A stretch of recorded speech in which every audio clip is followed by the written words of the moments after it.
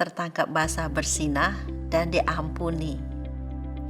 Firman Tuhan Yohanes 8 ayat 1-12, Matius 5 ayat 17, Yohanes 3 ayat 17-18. Lalu kata Yesus, "Aku pun tidak menghukum engkau. Pergilah dan jangan berbuat dosa lagi, mulai dari sekarang." Yohanes 8 ayat 11. Pernahkah saudara berurusan dengan penegak hukum? Seorang teman pernah bercerita bagaimana takutnya dia ketika ketangkap melanggar hukum. Bagaimana mobil polisi mengikutinya dari belakang dengan lampu biru memberi tanda supaya teman saya berhenti. Dan bagaimana polisi itu menginterogasi dengan kasar. Bagaimana polisi itu menyelidiki mobilnya. Bagaimana polisi itu memborgol kedua tangannya di belakang dan menghantam mukanya ke mobil. Teman saya merasa tidak ada harapan dan merasa itu adalah akhir hidupnya ketika ia dilempar ke dalam penjara. Wanita dalam bacaan kita hari ini adalah seorang pelacur yang tertangkap basah ketika sedang beroperasi. Tidak ada harapan bagi wanita pelacur ini karena seluruh bobot hukum melawan persinahan. Dan hukumnya adalah dilempar batu sampai mati.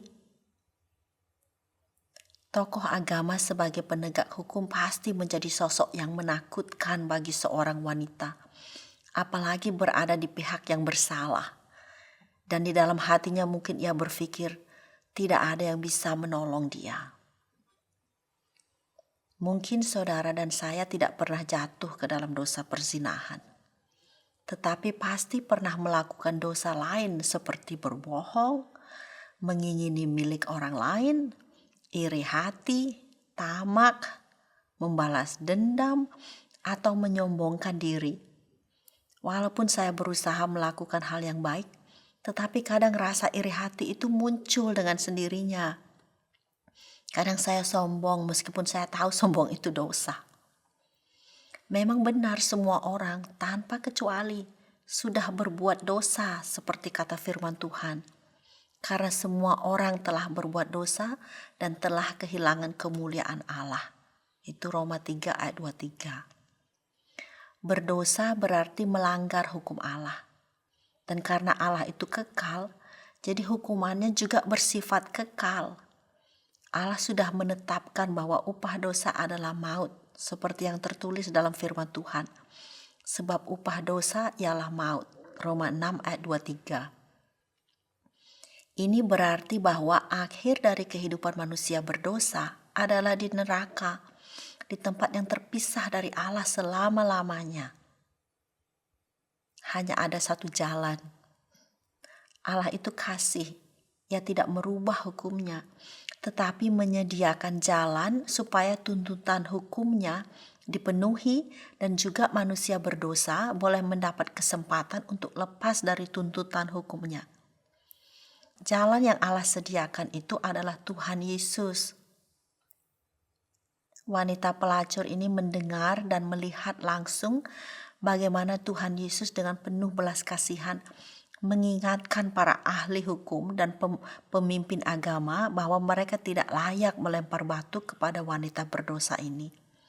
Sehingga satu persatu pergi ketika mendengar perkataan Tuhan Yesus. Barang siapa di antara kamu tidak berdosa, hendaklah ia pertama melemparkan batu kepada perempuan itu. Mungkin untuk pertama kalinya mata rohani wanita ini terbuka.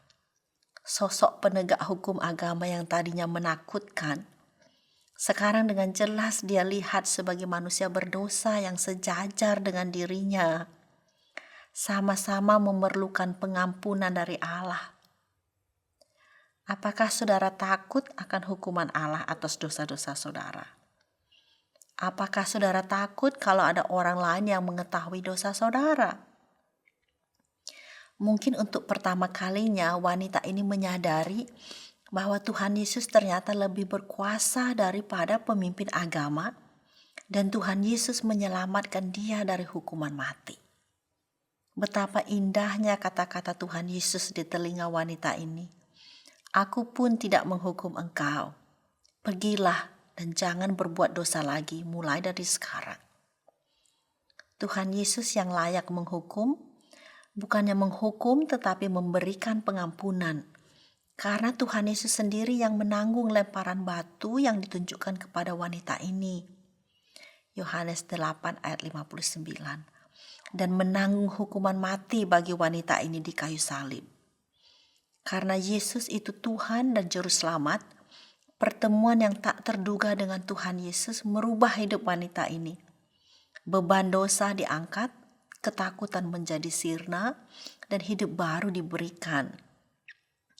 Pengampunan dosa bukan saja diberikan kepada wanita pelacur ini, tetapi juga ditawarkan kepada setiap orang yang percaya kepada Tuhan Yesus yang adalah anak tunggal Allah, seperti firman Tuhan katakan.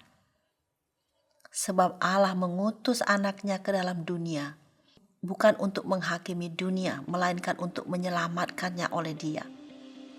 Barang siapa percaya kepadanya, ia tidak akan dihukum. Barang siapa tidak percaya, ia telah berada di bawah hukuman, sebab ia tidak percaya dalam anak tunggal Allah. Yohanes 3 ayat 17-18.